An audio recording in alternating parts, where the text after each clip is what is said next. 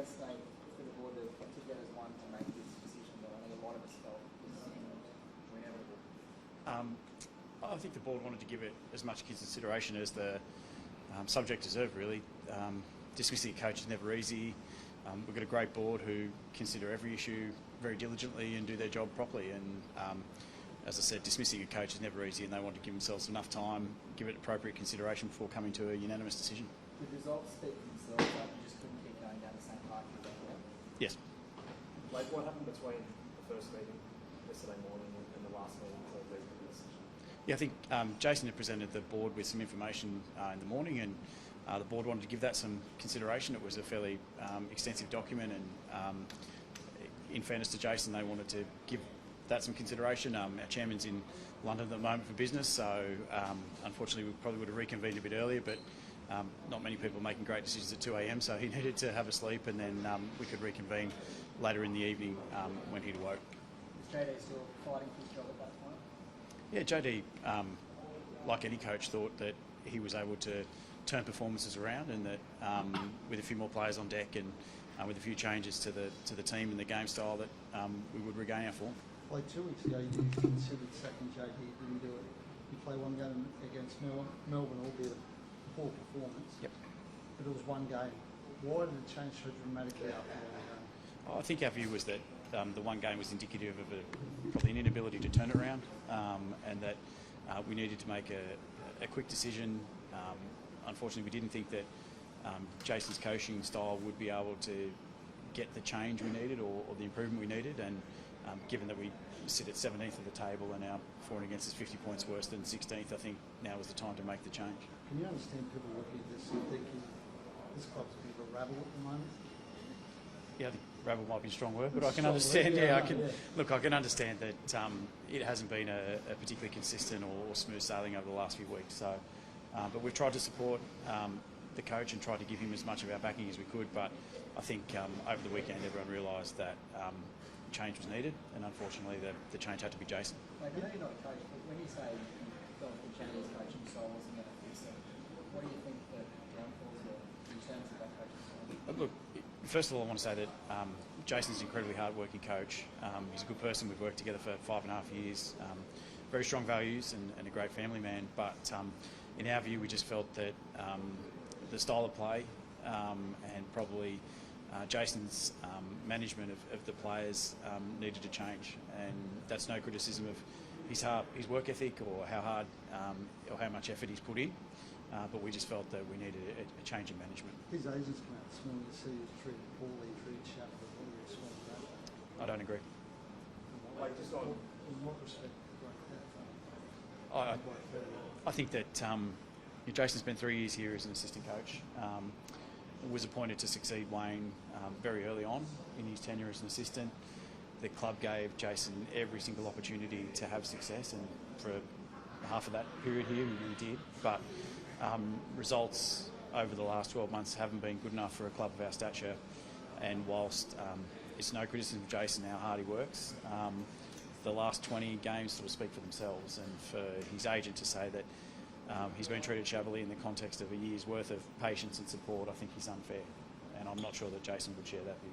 Like, can you talk about the management of players? Can you just clarify that? Are you referring to stuff last year about management and players? No, I'm talking about the whole of the squad and ensuring that every player in the squad can perform at their best on the NRL stage.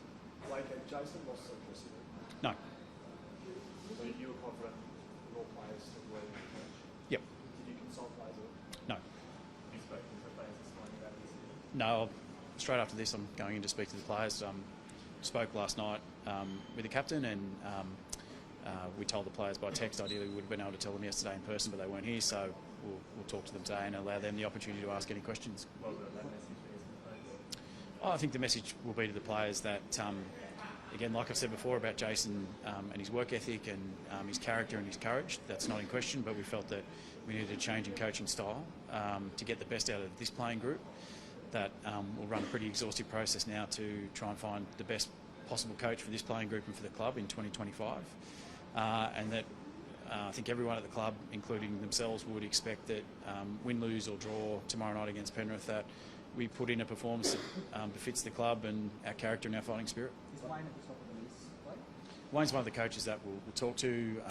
Wayne had great success here, left the club on very good terms, and we'll speak to Wayne, and if he's available and interested, certainly we'll progress that. Have you spoken to him yet? No. What do you want in your next coach? I think we want someone who fits this playing group and can get the best out of them. It's a unique playing group, having worked with them for a long period of time, and we want, I think, a coach that can get them to perform at their best consistently, and we want, I think, a coach that understands the values and the heritage and the history of this club. That's going to be really important. Unique in what way? In terms of the playing group, Yeah. I think every playing group's unique, but we've got great skills, great athleticism, and some great personalities in the team. And every head coach has to get the best out of them, whether it's Ivan Cleary, what he does at Penrith over a long period of time, or Wayne of his track record with a number of clubs. The best coaches always get the best out of their playing group. Is it fair to say that the next coach gets the job has to be an experienced coach, given where this club is at right now, given where this club wants to see itself in the league, calling itself the final league? I think they'll be experienced. They don't necessarily have to be experienced coaching in the NRL, but they've got to have experience. We're not going to go with a coach who hasn't coached first team football before. Given that Wayne's obviously had proven that he gets the best out of Cody and Montreal, like, does that sort of add more weight to you guys wanting to bring him back because you know that all the coaches out there, Wayne's proven that he does that for these guys? Yeah, it's a strong consideration. If the club had its time over again, would you go ahead with the extension for JD last year? I think at the time Jason and his management were very keen to upgrade and extend. At the time we were top of the table and considered to be premiership favourites, so we felt it was important, given that we were a premiership threat, and we felt that we had a campaign and a squad ready to go and hopefully win that premiership, that we gave Jason the security that he felt he deserved. The suggestions of the board's not completely seeing eye to eye a few things with the private owners. Can you clarify that? Are they, you had to have two separate board meetings yesterday, are they completely seeing eye to eye in these major decisions for the club going forward? I think the fact that the decision was unanimous shows that they are seeing eye to eye on the decision, but I don't think any board that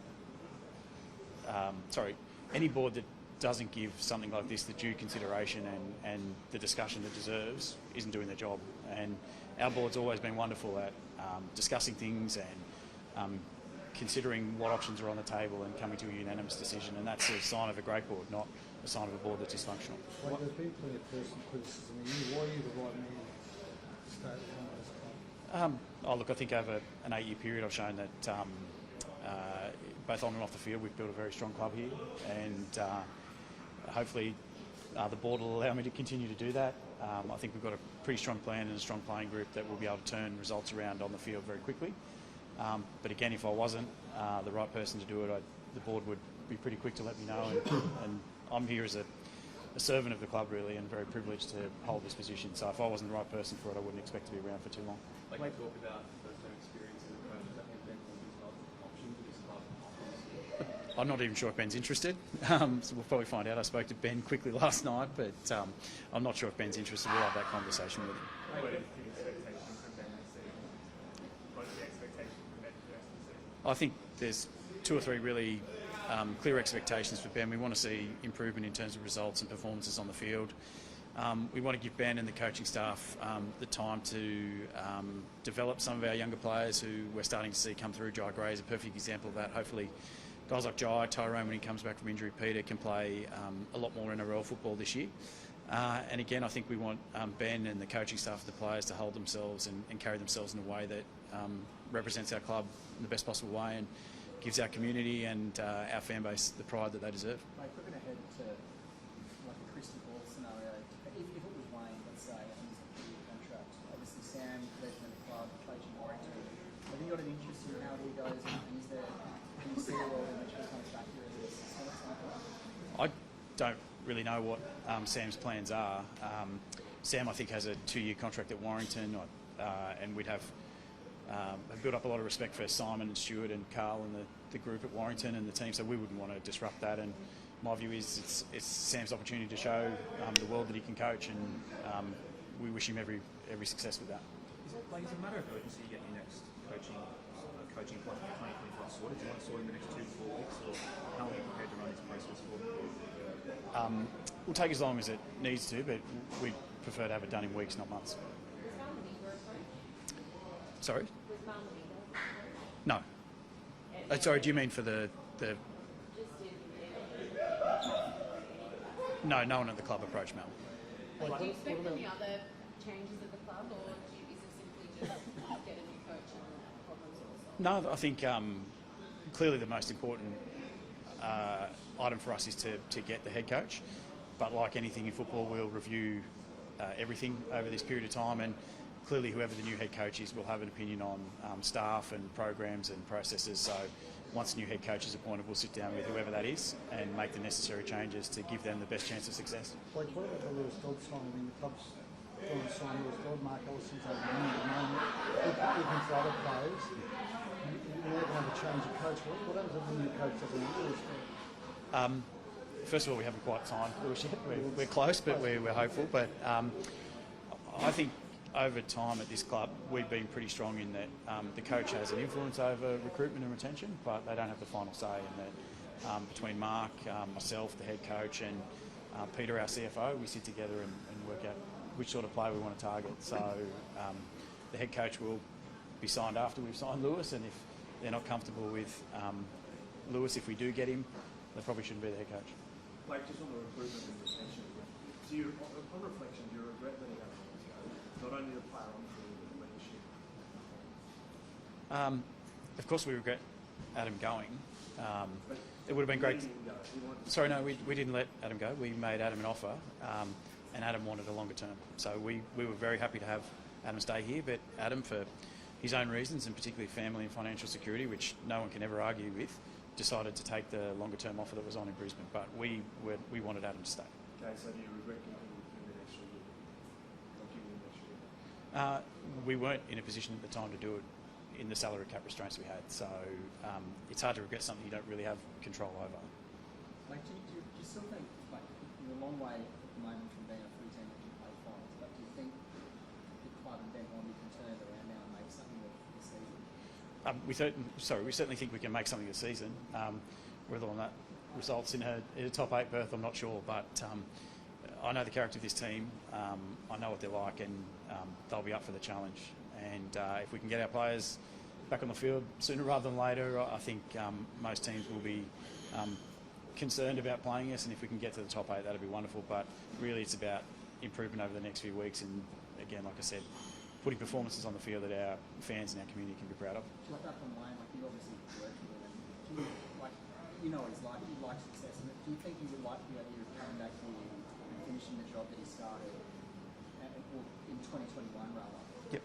And winning a premiership is such a big prize. I don't know, because I haven't spoken to Wayne in terms of how in depth he would think about our club at the moment, but I do know Wayne likes success. I know he wants to win premierships, and I know he loves the values of the club and what we stand for. I think he's made that pretty clear in his time here and since then about his affection for the club, the ownership, the board, the management team. So look, we'll certainly be speaking to Wayne, because he left the place in very good shape when he left, and he was great while he was here. He got us through a lot of really difficult times during COVID, and a bit of a restructure of the playing group when John and Greg and Sam retired. He was a pleasure to work with. Do you give any consideration, Blake, to David Fowler taking over on a interim basis, or is it always going to be Ben Hornby? We gave it consideration, but given David's been here for about 2 weeks and Ben's been here 5 years, we thought that given Ben's rapport with the players and his understanding of the club, he was the better person.